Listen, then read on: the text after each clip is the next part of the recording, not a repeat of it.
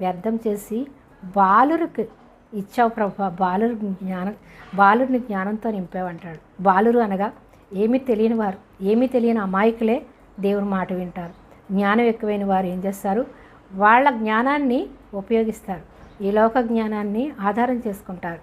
అందుకని వాళ్ళ జ్ఞానాన్ని వెరితనంగా చేసి వెర్రి వాళ్ళని ఏర్పరచుకున్నావు, చిన్నపిల్లల్ని ఏర్పరచుకున్నావు, బాలురికి ఇచ్చావు ఈ రక్షణ అని యేసుప్రభువు వారు చెప్తారు. అయితే ఈ లోక జ్ఞానము మనము ఆయన మురికి గుడ్డలతో పోలుస్తున్నాడు.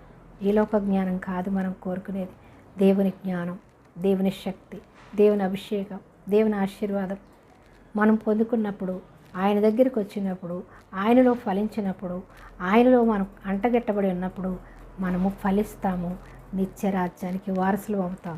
ఆయనలో ఫలించిన వారు, ఆయనలో అంటగట్టబడిన వాళ్ళు ఎక్కడుంటారు? ఇప్పుడే